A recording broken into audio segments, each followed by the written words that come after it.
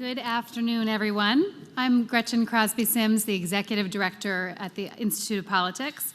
We are so pleased to welcome Ambassador Dennis Ross to campus for a conversation with former national editor of the Chicago Tribune, Storer Bob Rowley, on the results and implications of Israel's September elections. Ambassador Ross's book, Be Strong and of Good Courage, is available for sale, and he'll be signing copies after our program. I do want to mention a few upcoming events. Next Tuesday, the IOP is convening an all-star panel of journalists to preview and unpack the state of the 2020 presidential race. Next Thursday, Superintendent of the Chicago Police Department, Eddie Johnson, will be visiting the IOP to discuss public safety and police reform in Chicago. And next Friday, two men who have survived assassination attempts by the Kremlin, Bill Browder and former IOP fellow Vladimir Kara-Murza, will be here talking about Russian international influence today. For more information on these and other events, please visit our website at politics.uchicago.edu and sign up for our newsletter. We will have audience questions after the moderated discussion. Please line up behind the microphone that's going to be in, I think, the aisle over here. And please remember that everybody is welcome at the mic. If you're a first year, please don't be shy. We want to hear from everybody. The Q&A is a cornerstone of our events, and we appreciate your questions, as long as they end in question marks. We do give priority for the first 3 questions to students. Please make sure that your phones are on silent. And now, here to formally introduce our speakers is Elisa Oppenheim. Elisa is a 3rd year from Fair Lawn, New Jersey, studying political science and law, letters, and society. She has been very involved at the Institute of Politics with our USHI Votes voter registration and turnout program and the Women in Public Service program. And last summer, she interned at the State Department. Please join me in welcoming her to the podium.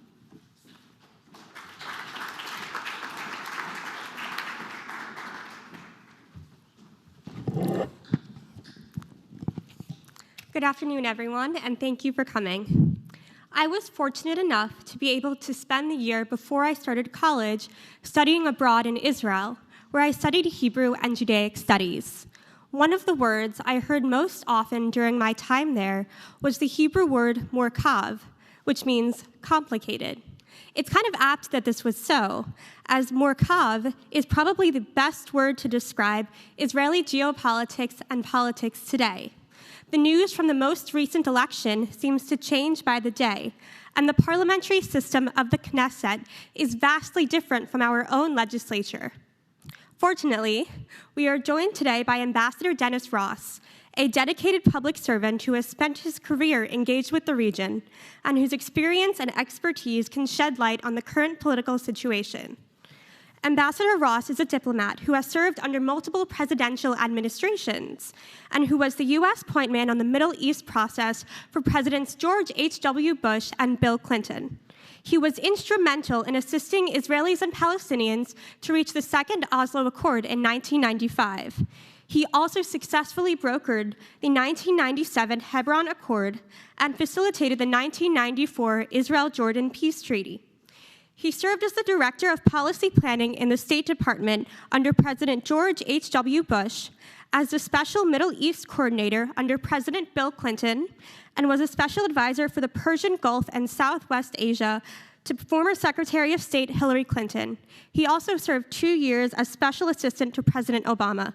He has also authored multiple books on the peace process, the Middle East, and international relations. Currently, Ambassador Ross is counselor and William Davidson Distinguished Fellow at the Washington Institute for Near East Policy. We're also lucky to have Bob Rowley as our moderator this afternoon. Mr. Rowley is the Assistant Vice President of Media Relations at Northwestern University, adjunct faculty in Northwestern School of Communication, and adjunct lecturer in the Medill School of Journalism.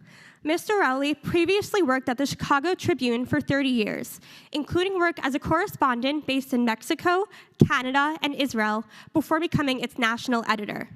At Medill, he teaches a course called Israel Today, Journalism in Practice to undergraduates, and is the co-director of Medill's Politics and National Security Journalism program for graduate students. Ambassador Ross and Mr. Rowley, thank you for joining us. Thank you so much, Elisa. let me begin just by noting congratulations on the Nats' victory in Washington. It's a big day for news. There are impeachment hearings, impeachment votes, and snow in Chicago, so it's already an interesting and a little scary Halloween. I want to welcome you, Ambassador Ross, to the Institute of Politics at the University of Chicago. We're eager to hear about your new book with co-author David Makovsky, Be Strong and of Good Courage: How Israel's Most Important Leaders Shaped Its Destiny. It has a terrific and powerful message for today. And on a personal note, I just want to thank the ambassador before we start, who has very graciously spoken by Skype to my Israel class every year for the last 3 years. It's a terrific opportunity for them to learn and for me, and so it's an honor to finally get to host you in person. So let's get right to it. The book is about fateful decisions, and Israel faces one. Can we start with the elections and talk a little bit about Benny Gantz now has earned the right to form a government? What do you think of his prospects, and can he do any better than Prime Minister Benjamin Netanyahu? In terms of forming a government, you're asking? Starting with forming a government. Look, I would say the chances of him forming a government are still, I would say, I'll put it, the best way to put it is I think the odds are long. If you look at what the breakdown within Israel was in this last election, what you see is basically that Benny Gantz didn't win the election, but Benjamin Netanyahu lost the election. I say that because Likud and Blue White each got 35 mandates in the April elections. And in the case of Likud, they then formed a merger with the party that had been headed by Kahlan, and the two of them then had 39 mandates together. In this election, they went from 39 mandates down to 32. Blue White lost 2, 35 to 33, but to lose 7 mandates, which is about a little over 250,000 votes in Israel in the space of 4.5 months, is a pretty remarkable loss to have suffered. Now, the breakdown of blocks was basically 57 to 55, meaning center-left had 57, the right-wing bloc had 55. And there's, of course, the remaining votes of 8 of Avigdor Lieberman. So you have the 2 blocks, and then you have kind of the kingmaker or kingslayer in Lieberman. If Lieberman were prepared to join with Gantz and the Arab parties were to vote for his government, even if they wouldn't join the government, then he would have 65 and be able to put together a government. Sounds like, well, maybe there's a shot. And there are some who believe that is a possibility. The reason I still put the odds as long is Lieberman has made it clear he wants a national unity government, and he doesn't want the religious parties in it because he feels they have disproportionate power and have used it disproportionately. And he also has adopted that position because I think he sees it's a good way to shape his identity for the future. And he doesn't want Yamina, which is the right-wing party, in it, but he also doesn't want the Arabs in it. So he's created a kind of parallelism of who's not acceptable on the right, who's not acceptable on the left. One of the things about Lieberman is he's trying to stake out a position that says, look, what I say I will do, I will do. And part of that is informed by, I think he made the judgment really before the last election, meaning the election in April, not the one in September, that the end of the Bibi era, the end of the Netanyahu era was coming. And he was determined, when he looked at the landscape, to say, you know, there's nobody who has obvious stature who can be a replacement. I think he saw himself as having an opportunity to carve out a new identity. Part of that is to say, okay, we won't have what he describes as halakhic governments, meaning there won't be religious law governed governments. And also, I will always do what I say. So for him now to join the Gantz government, a prospective Gantz government, and have that government dependent upon the Arab votes would betray, in a sense, what he had said he would not do. So that's why my guess is that will not be the case. But of course, this is Israel. So I can add a layer of complexity. Given what Lisa was describing, I'll add a layer of complexity. So let's say, for the sake of argument, that Lieberman wants to stick to what he said, but he also knows what everybody in Israel seems to be united on is no third election. And if it becomes clear the only way to avoid a third election would be to say, all right, the Arabs are not actually going to be part of the government, but I'll be a part of this one. And once this government is formed without Netanyahu, and the fact that the Attorney General is likely to go ahead with an indictment by the first week in December, he could sort of rationalize, look, Bibi was determined to produce a third election. He was blocking this. So I went with a Gantz-led government that would be a minority-based government, meaning we have 65 votes, but those in the government only total 57, and 61 is what you need to have a majority. I went with it because this was a way to avoid a third election. And of course, once the Attorney General has acted, then that frees up Likud to perhaps free themselves from Netanyahu. And a national unity government can be formed once the stumbling block to that, the impediment to that, is Netanyahu, and he's no longer, in a sense, in the picture. So there is that scenario. I would say, I think that scenario is not implausible. The question is it a likely one? And my instinct right now is that the more likely scenario is you'll have a national unity government with Bibi as the initial prime minister, but based on the President Rivlin proposal, which was a rotational agreement with Bibi first as the prime minister, but he becomes incapacitated if he is indicted. Now, the odds are, if you look at the clock, Benny Gantz has the right to form this mandate until near the end of November. If I'm right, this one I think I am, I feel fairly confident of, that the Attorney General is going to come out with an indictment of the Prime Minister, maybe not with the most severe charges. Maybe he will drop bribery as a charge, but he'll keep breach of trust and fraud. And if that's the case, you're looking at what would be 7 to 10 days that Netanyahu would be the Prime Minister. Then he would be incapacitated. He keeps the title, he gets to stay in the House, but he can't function at all as a prime minister. Benny Gantz is the prime minister. So if you're Lieberman, you can also, the scenario I just described, is not a hard one to sort of see. And why take the risk of going ahead and sort of looking like you walked away from what you said you wouldn't do, when what you want to see happen anyway is that Netanyahu is incapacitated as prime minister? Because that's where Lieberman's coming from. He's sort of Netanyahu's worst nightmare because he knows him really well. He was his chief of staff in the 1990s. Nobody knows him better. Nobody knows his strengths and weaknesses better. Nobody knows how to deal with him better. And he's also determined, it seems to me, to say, okay, it's time for that era to be behind us. So my bet is that we will see a national unity government. The deal on this will take place 1 minute to midnight, like in any high-stakes negotiation. Yeah. Netanyahu will emerge and then be for 7 to 10 days prime minister. Then he'll be incapacitated.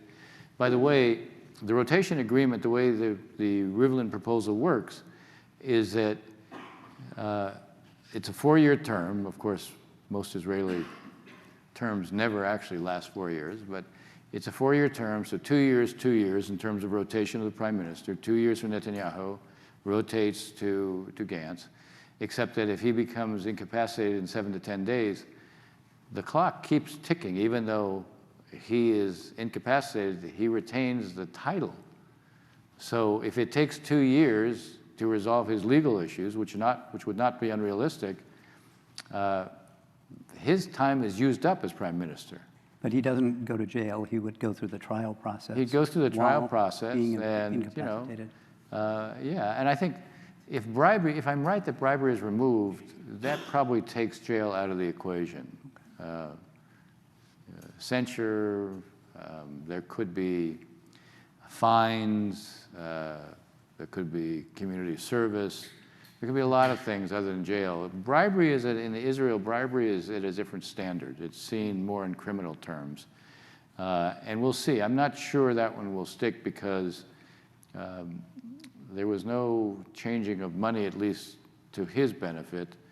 And a lot of what he was doing looked as if it had more of a political character to it than anything else. But anybody who says they can predict exactly what's going to happen right now is either kidding you or kidding themselves. So I've given you an analytical assessment, but I myself retain all sorts of questions in my own mind about what will actually happen. But it'll play out soon enough. Yeah, it's interesting that you think it's a little more likely there'll be a national unity government than another election. That would be helpful for Israel. Yeah, I think that there's always a possibility that there'll be a third election, but I just think that it's very clear that whoever is seen as being responsible for a third election is going to lose. Mm-hmm. It's profoundly unpopular in Israel across the board. And if you're sort of tagged with that responsibility, you're going to pay a big price. So, and let's say if you really could, let's say Netanyahu understands he might lose, but he keeps the status quo alive until the next election could take place, which will be, just the way this works, Gantz has 28 days to act on his mandate. At the end of 28 days, if there's no agreement, then there's another 21-day period, but not for him, for any member of the Knesset. It doesn't exclude him, but for any member of the Knesset who could put together 61. If you're Gantz, and you haven't succeeded, and there's the possibility someone else can emerge, do you really take the chance? Yeah. And if you're Bibi, what you want, you need to have the title of Prime Minister when you're dealing with the Attorney General. Mm-hmm. And the reason for that is, if you're any minister but the Prime Minister, and you're indicted, you have to resign. If you're the Prime Minister, you don't have to resign. So as long as he has a title, he's okay with that. So that's why I think that you'll end up with a scenario I outlined. But this is Israeli politics, and as I said, one would be a fool to think that they know for sure what's going to happen. With these elections so close, it's so incredibly close, and each of the two has been close.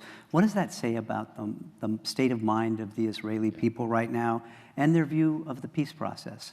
What struck me when I took my students there was that before the April election, nobody in these campaigns were talking about the peace process, the Palestinian issue. It was almost toxic to bring it up in the election. So what does this reflect about what's going on with that? So there's really two dimensions to your question. One has to do with what are Israeli attitudes towards the peace issue and the Palestinians. The other is what's the broader state of Israeli politics. So let me deal with the second one first. You've had 3 elections now since 2015. 2015, Bougie Herzog was the head of the Zionist Union, which is a labor party that joined with Tzipi Livni's party. Never mentioned the word peace in the campaign. And he is a strong believer, a strong advocate of a 2-state outcome. Never mentioned the word peace. Benny Gantz, in April and then again in September, didn't mention the word peace. You use the word toxic. I'll use a slightly different term. I'll actually use the Hebrew term, friar. In Israel, that means sucker.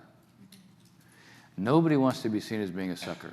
Now, what this reflects is, on the Israeli side, there is complete disbelief that the Palestinians are interested in genuine peace with Israel. There's a mirror image on the Palestinian side, but within Israel, 95% of the public is convinced that the Palestinians aren't interested in peace. They have a litany of things they can point to. The fact that the Palestinians remain committed to what in Israel is called pay for slay, meaning those Palestinians who are in Israeli jails for trying to carry out or having committed acts of violence or terror against Israelis, their families are not only paid a stipend, they're paid more than anybody else. The longer that their relative is in the Israeli jail, the higher the payment that goes to them per month. And for Israelis, that looks like, you're committed to peace. This was like you rationalize and you reward those who are prepared to try to carry out acts of violence and terror against Israelis. You can't get the Palestinians, Abu Mazen won't commit to the idea that Israel is the state of the Jewish people. So, when most Israelis think that when he talks about 2 states, he means a Palestinian state and a binational state. So there isn't a There isn't a belief that the Palestinians are serious. Plus, they see the division. Hamas controls Gaza. Hamas rejects the idea of Israel's existence. When it says it'll do a long-term ceasefire, the terms for the long-term ceasefire are, but Israel has to withdraw to June 4, 67. And by a long-term ceasefire is 10 years. Israel has to withdraw to June 4, 67, and they have to allow all Palestinian refugees to return. So that means no Israel. And that's not for peace. That's for a 10-year ceasefire. And then the PA, as I said, so they look at the Palestinians, and they just, what they view is Palestinians not being serious about peace, and quite the opposite, being opposed to it in real terms. As I said, there's a mirror image on the Palestinian side, which we can get into, but in a nutshell, they don't believe that the Israelis will ever accept an independent Palestinian state. So what you've had is a complete loss of faith on both sides. I use the term faith, not confidence. Confidence is something you can restore. Faith is much harder to restore, and that's where we are. And the longer it drags on where nothing seems possible, the deeper this conviction that nothing is possible and the loss of faith takes on a kind of life of its own. So that helps to explain why you don't want to look naive to the Israeli public by saying, oh yeah, I believe in, we can get peace. Let's just go back to the table, we'll get peace. And then for the Israeli public, you look like you're naive and you don't get the real world that Israel lives in. The other side of it is Israeli politics, like our own, are highly polarized. Netanyahu has played on the divisions within Israel and used that, to strengthen his hand. Everybody who was against him was a left-winger. Okay, I mean, it sounds familiar. Sounds right? familiar. Yeah, and literally that's the term that's used. They're left-winger. So he's running against Benny Gantz, Yair Lapid, Gabi Ashkenazi, Bogi Ya'alon. 3 of the 4 are former heads of the Israeli military. Not to be confused with anybody on the left wing. Although I will say they are, you can identify them as centrists, and they do believe, which gets sort of to the heart of the main message of this book, they do believe you have to separate from Palestinians. You may not be able to make peace with them anytime soon, but you're on a pathway where by default, Israel will lose its character and identity. Israel, and the essence of the Zionist mission and ethic, was a Jewish democratic state. Not one state for two peoples, not a joint Arab-Jewish state, but a Jewish democratic state. And if Israel stays on the path it's on, which means it adds about 4,000 people a year to the areas outside the settlement blocks, it becomes impossible to separate physically Israelis from Palestinians, and you have one state. Now, I'm not sure everybody knows exactly what settlement blocks are, so let me explain that. In the period before Camp David, I was our negotiator, our lead negotiator, and I helped to come up with a concept of settlement blocks. Why? Because before we went to Camp David in the summer of 2000, we were dealing with, all right, we're going to make a proposal at a certain point when the two sides, as we highly expected would be the case, couldn't bridge their own differences. And so we went through each of the issues. We focused on the issue of border, and we thought, all right, the June 467 lines, the green lines, are not really a defensible border. On the other hand, you're not going to talk about a lot of territory, but you're going to have to talk about some reconfiguring of that border. Now, there's another reason to think about reconfiguring that border, and that is at that time, you had a couple 100,000 settlers who were living beyond the green line. Mm-hmm. And so we looked at what the realities on the ground were. 87% of all the settlers live on about 5% of the territory beyond the green line. Why? Because the vast majority of Israelis who moved there didn't move there for ideological reasons. They moved there for quality of life reasons. You could get a much bigger house. You could have your living space would be much greater. So they live close to the major urban centers in Israel because that's basically where they work. So the vast majority are living very close to Israel, very close to the green line. And again, to give this, just to make this even more concrete for you. So you have 130 settlements in the West Bank. 5 alone have 45% of the entire settler population. So the concept of blocks was easy to come up with because actually they are blocks. So we came up with, and we made a proposal at the time, and then embodied in the Clinton parameters, that there would be settlement blocks on about, we said, 4 to 6% of the territory, meaning probably around 5%. And then there would be territorial swaps to compensate the Palestinians for a territory that was being absorbed into Israel. So when the Israelis build within the settlement blocks, it's consistent with the two-state outcome. But when they build outside the blocks, it's not. There are today 104,000 Israelis who live outside the blocks. And there are 444,000 who live within the block areas. So if you keep building outside the blocks, you create basically the kind of the Balkans. You create a crazy quilt of populations that you can't divide into two states. Once you lose that, and there's a tipping point. I can't tell you exactly when it is. Is it when they're at 115,000, 125,000? But I can tell you there will be a tipping point, and once it's lost, tactical decisions that are made today have long-term strategic consequences. Israel becomes one state for two peoples. For those who have concerns about the boycott, divestment, and sanctions movement, because the truth is, it's not about occupation. It's about Israel's existence. You look at Omar Barghouti, who was really the founder of it, it's about Israel's existence. When he talks about peace, he talks about no Israel. There may be people who follow BDS who think, okay, this is the way we end occupation. That's not what the agenda is. The agenda is the delegitimization of Israel so it doesn't exist.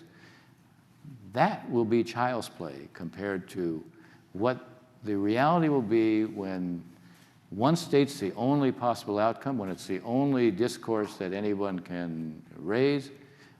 Palestinians will make as their mantra, one person, one vote in one state. And when that's the case, that will resonate here, meaning in the US.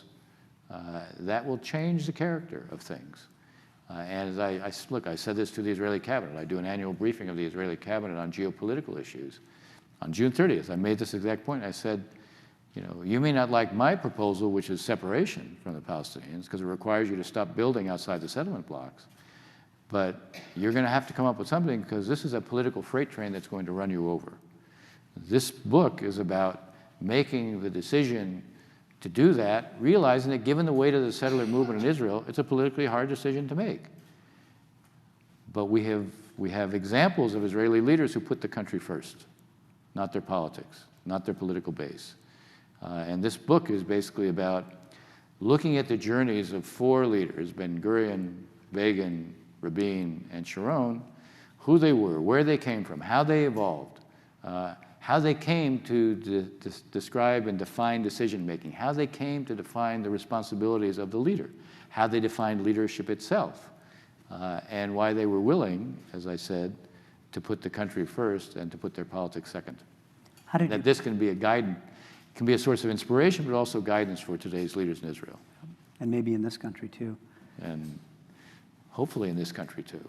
How did you pick those four? Why those four? And also tell us about the name of the book, where it came from.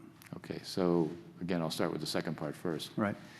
Be strong and of good courage is a biblical injunction. It comes from Deuteronomy. It's when Moses can't enter the promised land, he says this to Joshua. Be strong and of good courage. If you read in Hebrew, it's Hazak ve'amatz. And if you read, there are different translations for it, but basically it's be strong and of good courage. In some interpretations, it's be strong and resolute. I prefer good courage because good courage also implies not just strength, but it also implies wisdom. And so this is an admonition for Israel's leaders. Why these four? We looked at a variety of different Israeli prime ministers. These four are, in some ways, the ones who most clearly take on the biggest decisions of the state, and/or, in the case of Ben-Gurion, and/or take on their political bases. And in a sense, you see them evolve. I mean, these were decisions that you would not have predicted of them. Certainly of Begin, of Rabin, and Sharon, the decisions that we go through are not decisions you would have predicted of them, given who they were. We can get into what those were, but they made them. And it's because they saw the world as it was. They were able to define what was important to Israel. They understood stakes. They understood the consequences of not acting. Everybody can always see the cost of action. Because the cost of action is always immediate, it's clear, it's tangible. The cost of inaction is theoretical. And so weighing that is always harder. And each of them, all four of them, weighed the cost of inaction in the decisions that we look at. I will say, I always get the question, so why isn't Golda in there? It's because she doesn't measure up. And I'll tell you, I mean, the areas where she really fell short. It revolves around, she saw the cost of action and never the cost of inaction. And the best example of this is Anwar Sadat in 1971, just the opposite of Nasser. In answer to a question from what was then the UN mediator, Gunnar Jarring, he asked the question, if the Israelis withdrew to the June 4, 1967 lines, would you sign a peace treaty? Would you make peace with Israel? And his answer was yes. You know, Nasser, after the 1967 war, there's an Arab summit in Khartoum, and he says, no to peace, no to recognition, no to negotiations. And Sadat is saying yes to peace. In 6 months' time, he moves from, not only does he maintain that position, but he says he's willing to do a partial agreement. And what happens at that point is Golda still isn't responding. So Rabin, who's then the Israeli ambassador to the United States, goes to see Kushner. He says, I haven't raised this with Golda, you know, because I don't want to raise it with Golda if it's not going to be of interest to you. If you're going to say no, there's no point in me going, and he doesn't say having my head handed to me, but I want to be sure that this is something that you can accept. And he laid out a response to Sadat. And Kushner said, absolutely. That's exactly what should happen. We'll embrace it. He goes back to Golda and she says, no way. And you go tell Kissinger that this is wrong, we're not going to do it. No way. 6 months goes by, another 6 months goes by, and Dayan, who's the defense minister, he's looking at, you know, what is a possibility with Sadat, but he's also worrying about, all right, what happens if Sadat doesn't have this as an option? And so he comes in, he goes to Kissinger, and he raises a variation of the Rabin idea. And again, Kissinger says, absolutely. And again, Golda says, no way. So in a lot of ways, Golda bears responsibility for the 73 war, because this was a classic case of she wasn't prepared to even contemplate anything. I mean, there's an even earlier example where I said that Sadat gives an answer to Gunnar Jarring. She refuses to give answers to him. And there's an exchange between Kissinger and Rabin and Abba Eban. Abba Eban is the foreign minister at that time, and Rabin is as I said, the ambassador. And Kissinger blows up with them. He says, okay, give us an answer. Okay, tell us what it is. If you don't want to do it, tell us why you can't do it. You know, we're your only friends. At least level with us. And the two of them say, well, we'll try to get you an answer, a partial answer, within 10 days. He says, are you nuts? Give us an answer. And they can't get an answer out of Golda. So that's why Golda's not in the book. And you look at Rabin and Sharon especially, and you talk about the hard decisions they had to make that, you know, Rabin had seen so much bloodshed. You talked in the Washington Institute about every time he talked about going up that road to Jerusalem and seeing all the cars. And Sharon also giving up on the settlers who he encouraged to go to Gaza and then bringing them back. Right. Talk a little, please, about those two. Look, both of these two leaders are different from Ben Gurion and Begin because they're both Sabras. They're both born in Palestine. They don't have any self-doubt about their right to be there because that's where they were born.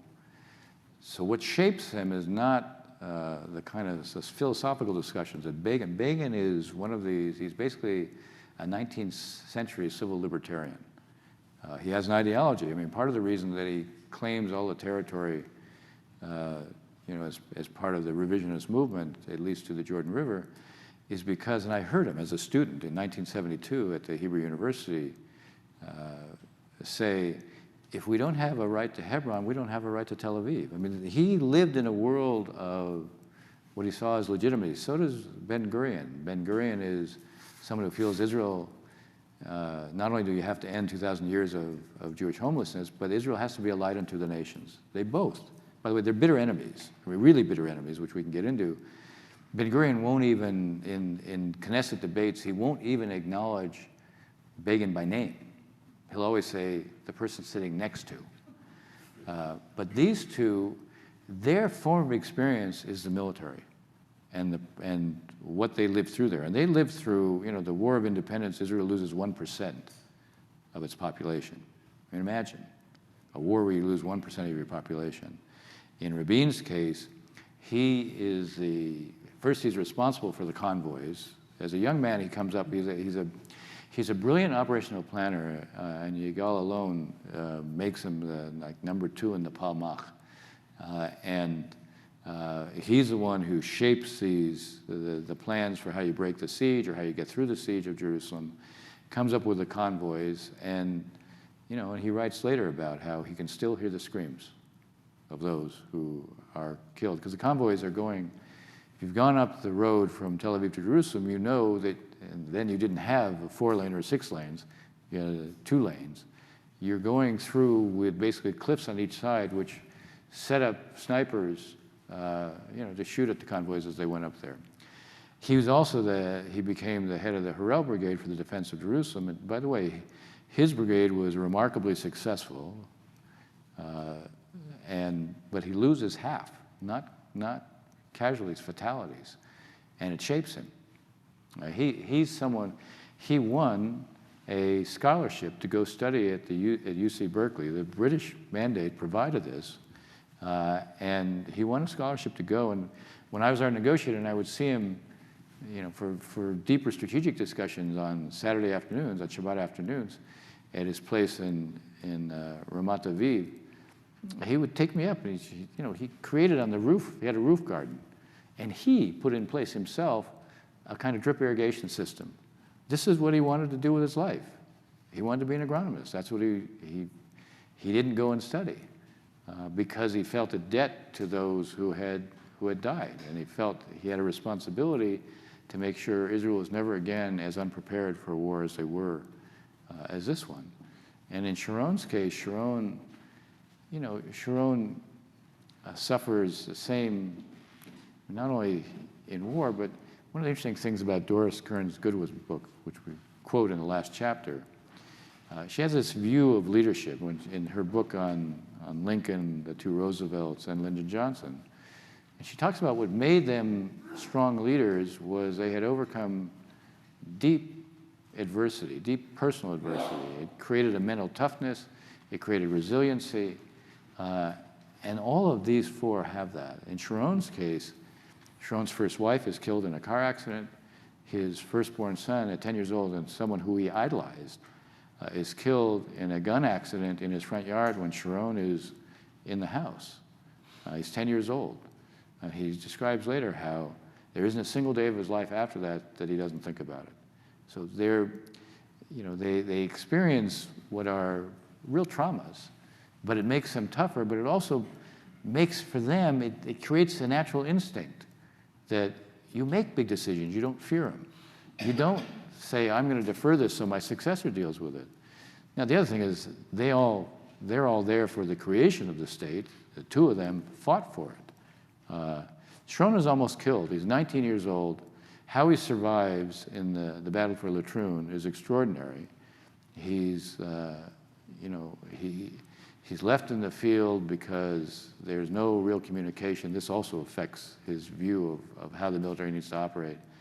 He suffers a grievous stomach wound, and the Arab Legion and Arab irregulars are all around him. They're mutilating the bodies and so forth. And he has there's someone who sees him and he carries him and somehow he survives. So he believes, he deeply believes, and I quote him in here, he deeply believes that he was saved for a reason.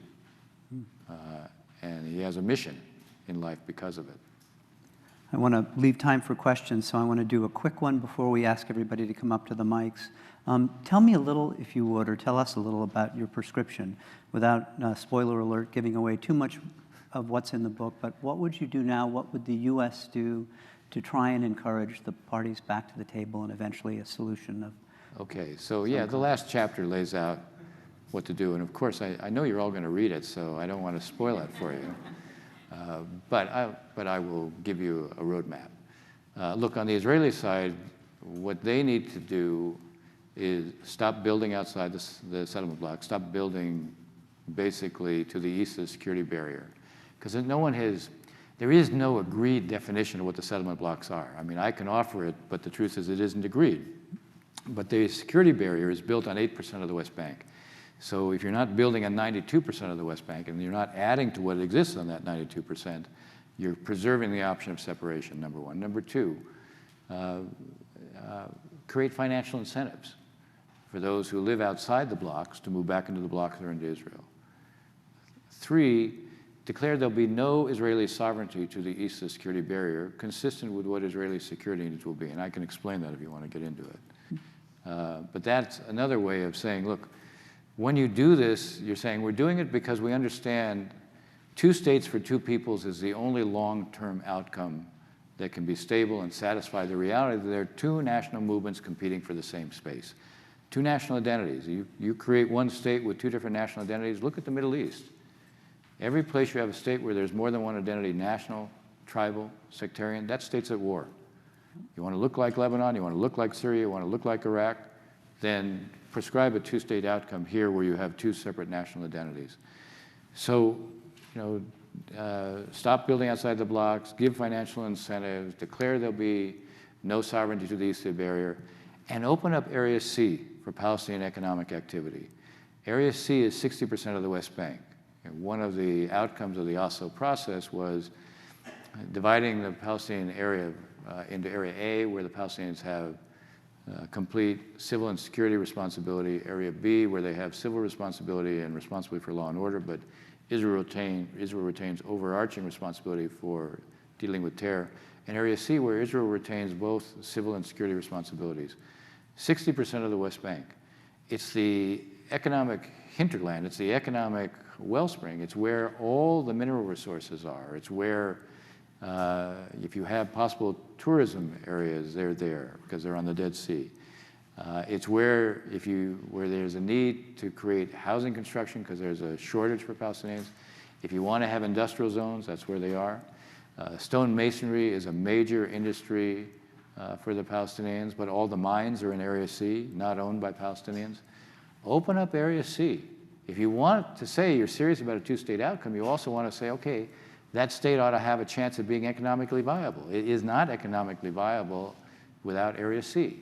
So take those 4 steps. Now, getting it to your question about what will we do, as I said up front, 2 states isn't possible right now because of the division of Palestinians. I mean, Hamas and Fatah, Hamas and the PA, the division between Gaza and West Bank, nobody has an answer for Gaza right now. Yeah. Nobody. And succession Palestinian leadership. Succession on the Palestinian side, which is never characterized by, succession periods are characterized by competition to see who can be more pure, not who can be more accommodating.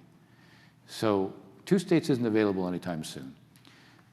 But if you had those 4 steps, if you worked out with the Israelis, if I were doing what I used to do, I would sit with the Israelis and say, look, for your own reasons, so you don't become 1 state for 2 people, these are the kind of steps you need to take. But put them in my pocket, and I'll use them. I'll use them with the Europeans. I'll use them with the Palestinians. I'll use them with the Arabs. With the Arabs, I'll say, look, Israel's going to take these kinds of steps. You have to do something in response. Now, you'll have an explanation for what you're doing, that Israel's taking steps that make it clear it's now committed to 2 states. These 4 steps signal that unmistakably. So it gives you a pretext for you to take what you're doing under the table, and there's a lot there because they view the Iranians and the Muslim Brotherhood as the most central threat that they face. And Israel's the biggest bulwark against that. Obviously not the United States. The Saudis especially, I think. Saudis, but it's the Sunni Arab leaderships understand this. But even the states that have peace with Israel, what they do with them is under the table because of the Palestinian issue. So in the case of the Saudis, you'd say, okay, what is important? You send a delegation, maybe you and the Emiratis, maybe it's a GCC delegation, but led by the Saudis.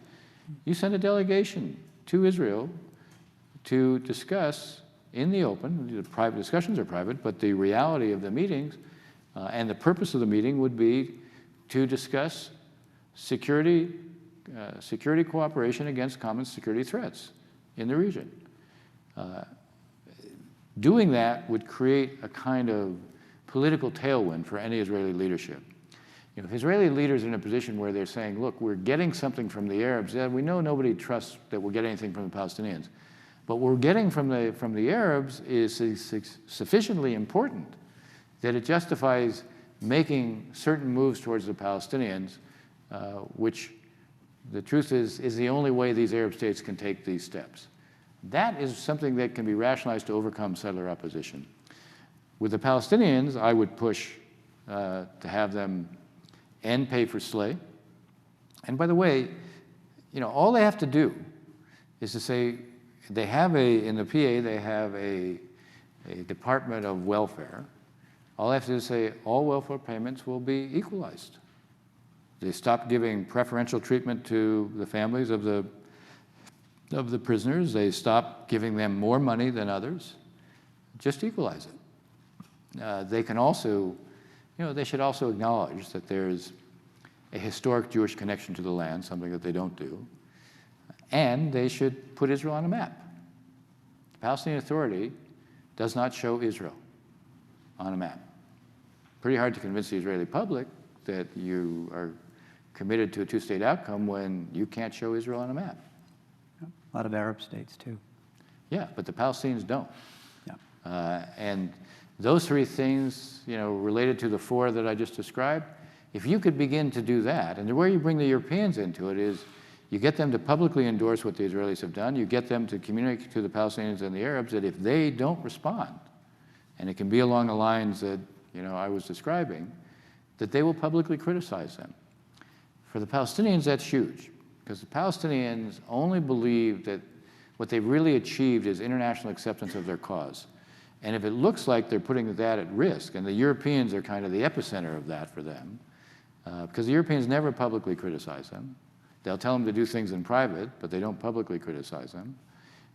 If the Europeans were to make it clear, okay, if you don't respond along these lines, we will publicly criticize you, you're more likely to move the Palestinians as well.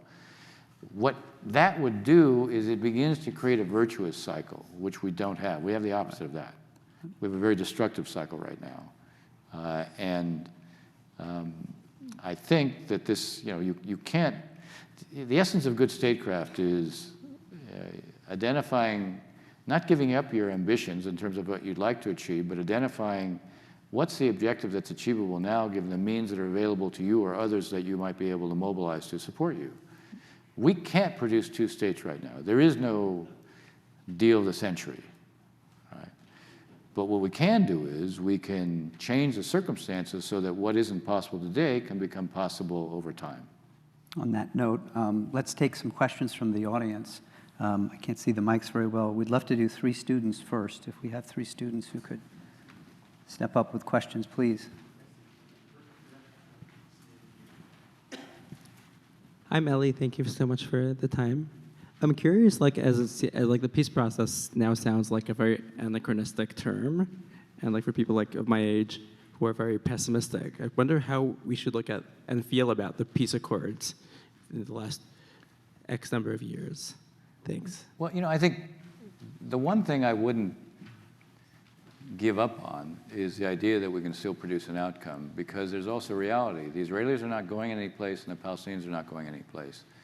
And unless you're prepared to simply accept a one-state outcome, which, as I said, means a perpetual conflict, that you don't give up on it. Now, the question, and what I'm trying to get at, what we're trying to get at in this book, Israel has a very strong reason to act the way historically the Zionists, operated on the principle that they didn't do things by default, they did things by commission, they acted. They created facts, They didn't wait for others to act on them. By the way, the thing that motivates Sharon more than anything else is always take the initiative, never be in a reactive mode. That's really a function of his military career, but he translates it politically. So the point is that there are reasons for the Israelis to do this anyway, but what I'm suggesting to you is if the Israelis can take these kinds of initiatives, which will be hard to do politically, but not from a security standpoint, because everything I just outlined doesn't require the IDF to move until you actually have a peace agreement. So you're not this is not a sacrifice from a security standpoint, but it's sacrificing basically what the settler movement wants, which is for there to be one state.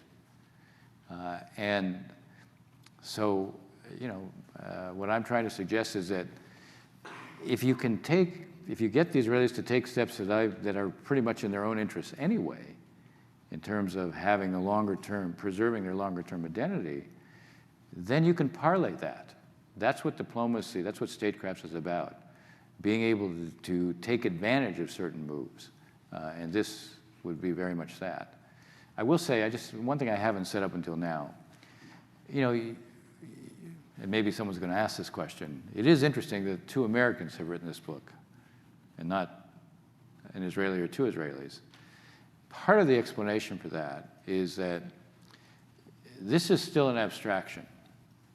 What's not an abstraction is 500,000 dead in Syria, Iran trying to build a land corridor through Syria to Israel's border, Iran trying to put precision-guided capabilities on 130,000 Hezbollah rockets, on ISIS being in the Sinai, on Hamas, still having tunnels and firing rockets into Israel, on concerns about, other threats to stability in the region. And by the way, in the aftermath of what the U.S. has just done with the Kurds, real question marks as to whether or not you can count on very much from us. That's all tangible, and some of it's quite immediate. And what we're talking about here is abstract and intangible. The problem is, while those other threats are very real and tangible and you have to address them, this one may not be tangible, but it's just as real, and it's a threat to Israel's identity. And Israel can lose its identity, and that's existential too. Another question from a student? Hi, my name is Michael. I'm a second year in the college. My question is about U.S. politics in Israel. So for a long time, there's been a strong bipartisan consensus in the U.S. That a U.S.-Israeli strong security relationship is important. And now it seems that Democrats are more willing to criticize Israel, as well as polling shows that younger voters are less likely to support a strong U.S. relationship. So my question is, how concerned should the Israeli government be about this, and what can they do to get ahead of the issue and respond to it? The first part of the answer is very concerned, because the U.S.-Israeli relationship is still a strategic imperative for Israel. The U.S. remains the only country in the world that the Israelis can count on. They may have other friends, but they can't count on anybody. So first, be very concerned. And the core of that relationship has always been based on a reality that Israel is an American interest or a shared American value, not a Republican or a Democratic interest. And you're quite right to point to, we're seeing the progressive part of the Democratic Party having a very different view of Israel, tending to look at Israel as a victimizer, not a victim, and the Palestinians as purely victims. And when you have mainstream Democratic candidates who are saying they would withhold assistance, understand the assistance today to Israel is not economic. We don't provide Israel economic assistance. We provide them military assistance. Well, look at the region. Look at what they're facing in the region. What I was just outlining, those are real threats. I wouldn't be so quick to be saying, all right, we're going to condition military assistance. But I would say, look, the potential for, well, let me put it this way. You asked, what can Israel do? First, I think there'll be, if there is a national unity government and it's led by Benny Gantz, that will help immediately. There is a recognition on the part of the center in Israel they got a problem here, number one. Number two, they recognize that they have a problem with the Democrats, because what outreach has there been to the Democrats? Netanyahu has acted in the eyes of Democrats as if he were a Republican. It starts with a speech he made to the Congress against Obama on the Iran nuclear deal, but it continues under Trump where, I think Trump's approval rating among Democrats in this country is 5%. So they're completely alienated from Trump. And what do they see? They see Trump, quote, likes Israel. There's a kind of syllogism. Trump likes Israel. Bibi likes Trump. Trump is bad. Therefore, Bibi and Israel are bad. And a new government changes the symbolism on the Israeli side. And there needs to be an outreach. And by the way, Israel has a very interesting story to tell, especially for Democrats. There needs to be an outreach not only in Washington, but in the governor's offices and mayor's offices, state legislatures. Israel is very good on climate change. They have converted almost all of their power plants. No one is better in the world on sustainability in water and how to use water. I mean, the state of California, when it has a drought, who do they call in? They brought Israelis in. So on LGBTQ issues, Israel's great. The annual gay pride parade in Tel Aviv draws more than 250,000 people, out of a total population of 8 million. Where do Palestinian gays go? To Tel Aviv. They have a story to tell, in addition to being a startup nation. Okay, you have to deal with the question of the Palestinians. But one of the things that concerns me, when I hear some Democratic candidates focusing only on Israel, I have no problem with criticizing Israeli settlement policy. All you got to do is read this book to see that. I do have a problem if the only one you're criticizing is Israel. Why is not pay for slaves something that is seen as being completely illegitimate? Why is not being able to acknowledge that there's a historic Jewish connection to the land? Why is not dealing with, if you look at Palestinian media, incitement is rampant. All you got to do is read Palestinian newspapers or look at Palestinian TV for 10 minutes, and you'll find that the Israelis and the Jews are responsible for every ill. So you got a problem with Israeli behavior towards the Palestinians? I understand it, and that's legitimate to criticize, but it can't be only the Israelis who are criticized. That has to be part of the discussion as well. Have we enabled it in some ways too, by moving the embassy to Jerusalem, by encouraging Bibi when he wants to annex parts of the West Bank unilaterally? Absolutely. Well, look, I mean, it's the administration has not yet presented its peace plan. They are certainly suggesting that they will present their peace plan after a government is formed. We'll see how enthusiastic, if Gantz is the prime minister, how enthusiastic it is for it. I'm not so sure they're going to be. I mean, the security establishment in Israel is uneasy about what the mood is among Palestinians, and they're concerned about what the reaction to this might be. So, and Gantz is very closely tied into the security establishment. In any case, if you were serious about the plan, wouldn't you prepare the ground for it? If you tilt towards the Israelis on everything, you move the embassy, and you don't acknowledge that the Palestinians maybe have claims that need to be negotiated. You cut off all assistance to the Palestinian Authority, including, by the way, assistance. I mean, here's the one that's mind-boggling for me. They cut assistance on joint Israeli-Palestinian cooperative projects. Isn't that what you would invest in? Aren't you trying to show that when Israelis and Palestinians cooperate, that it's a success?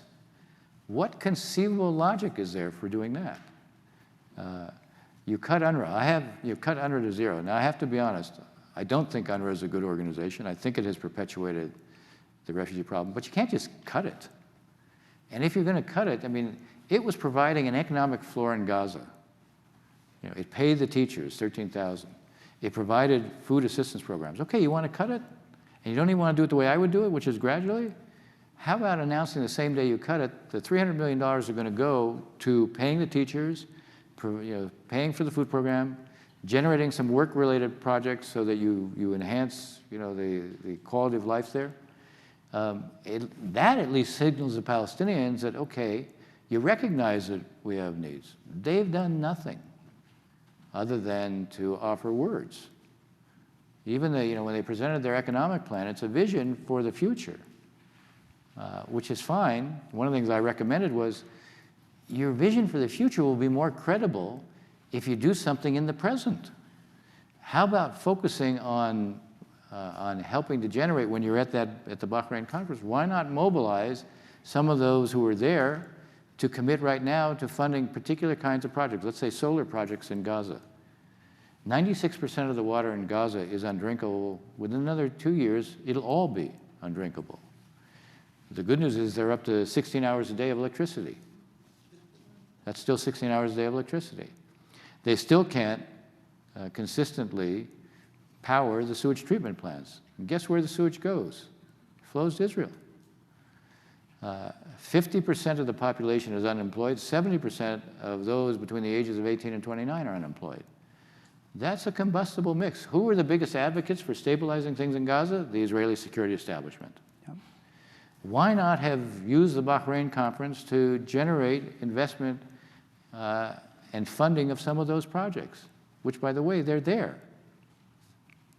So I would like to have seen preparation on the ground for this. And the problem is if you want to signal that you really care about both sides, then look, there's no deal if you're not addressing the needs of each side. When you engage in conflict resolution, you are reconciling the needs of both sides. You're not reconciling their wants. It's their needs. And by definition, compromise is mutual adjustment. There's going to have to be mutual adjustment on each side.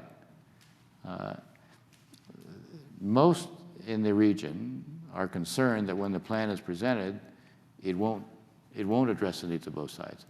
I'm not so sure, by the way. I think it's possible that the content may surprise some people and may be better than some think. But even the process of preparing the ground, beyond what I was saying here, it's not there in the sense that if you wanted, let's say, to get Arab leaders to somehow signal, not that they are supporting it, because the Arab leaders, and I've said this to the administration, the Arab leaders were never going to come out and say the Palestinians should accept this. They won't do that.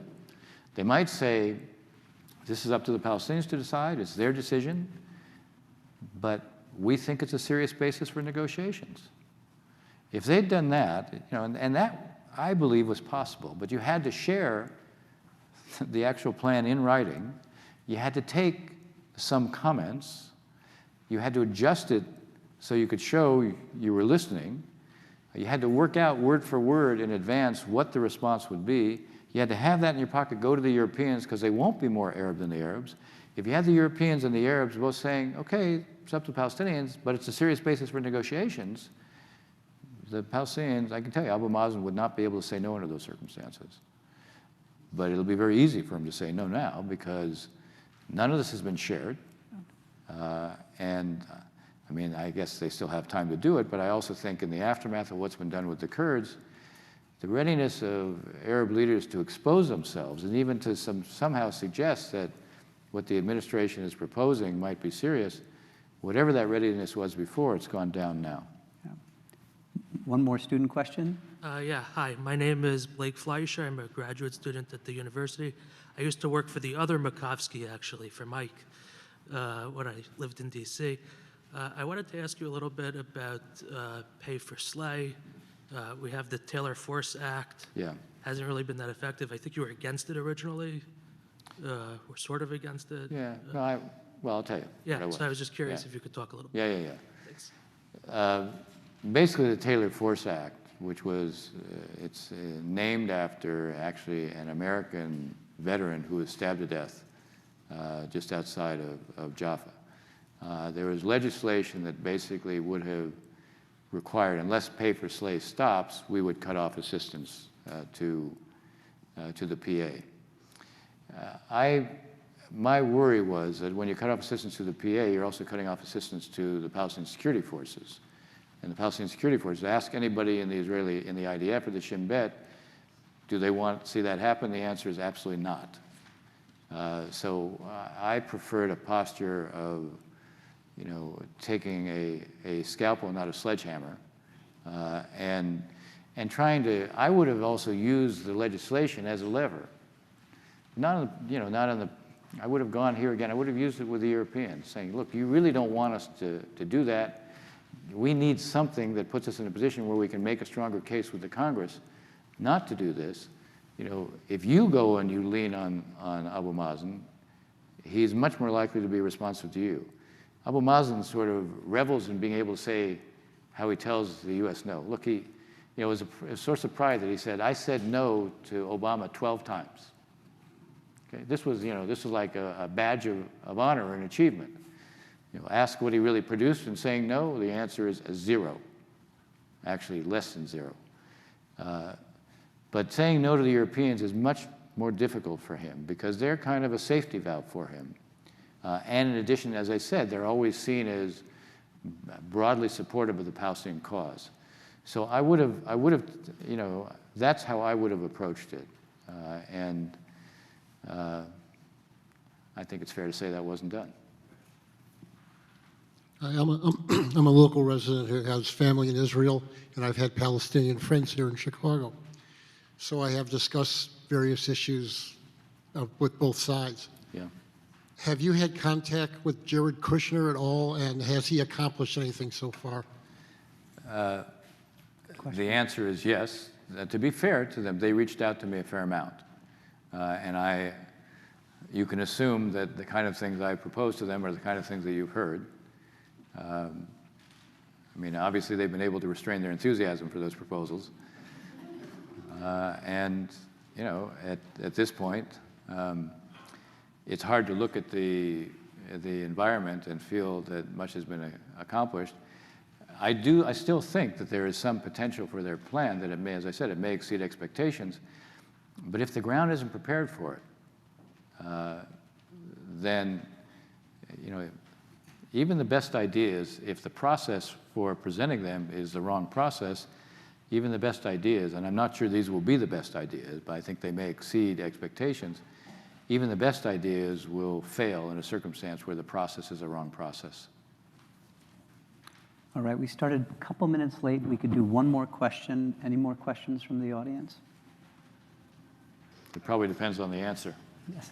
My question is, for those who want to expand the settlements into the areas outside of the designated area, The blocks. are they expecting that Israel will become democratic? Yeah. No, I'll tell you, actually, when you read the last chapter of the book, I don't caricature their arguments. I lay them out. The essence of what their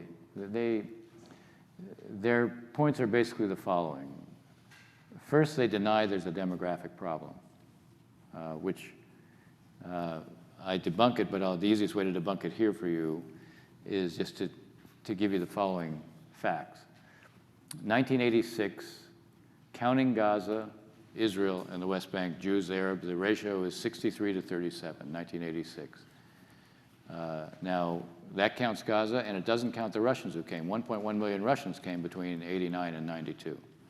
So today, counting the Russians who came, and obviously their descendants, and not counting Gaza, the ratio is 61 to 39.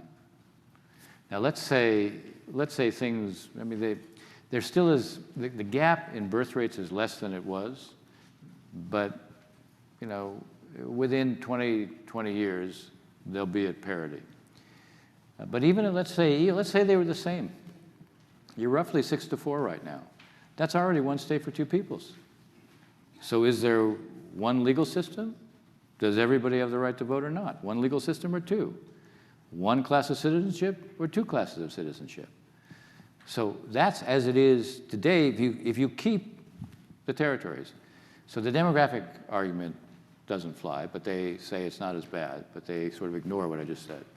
The second argument that is made is, well, we just have to give them limited autonomy, and that'll be fine. They'll be content with that, and we don't have to give them the vote. The problem with that is the people who say we'll give them limited autonomy, they could give it to them now, and they don't. So it's hard to believe that they really will provide what they say. Naftali Bennett, I quote him, he says, we'll give them autonomy on steroids, and yet every single move that is made is resisted by the right. But let's say, okay, let's say that they're willing to go ahead and give them autonomy on steroids. The assumption is the Palestinians will simply submit and surrender. Now, one thing that has characterized the Palestinian national movement, and I would say in a self-destructive way, they have emphasized defiance and resistance. The truth is it's come at great cost to them because they haven't achieved anything, but they've always defied. They defied when they actually had good offers. They defied and rejected the Clinton parameters. So now they're going to say, you know, I could have had a V8. We should have accepted autonomy all along. We're going to surrender our national identity. Nothing in their behavior suggests that that's going to happen. The last argument that's made is, well, you know, in 20 years, maybe they won't be accepted today, but in 20 or 25 years, they'll become citizens of Jordan. Well, good luck on that one, because that means the Hashemite kingdom is saying, we're prepared to change who we are, and they're not. So those are the four arguments that are made. There's one other argument that's made is, look, the political issues are too hard, let's just learn to live together. And I don't object to that. That should be something that's done, but that's not an answer. That's something that helps prepare the ground maybe for the future, but it's not an answer. And by the way, if that's your answer and you're continuing to do what you're doing, then you guarantee a one-state outcome. Ambassador Ross, thank you for your wisdom. Thank you for visiting. Read the book. It's fabulous. It gives you insight into people's personalities, the prime ministers, the leaders. And thanks for all the service you've given to this cause over so many years. And he's going to be signing books outside right now. Thank you.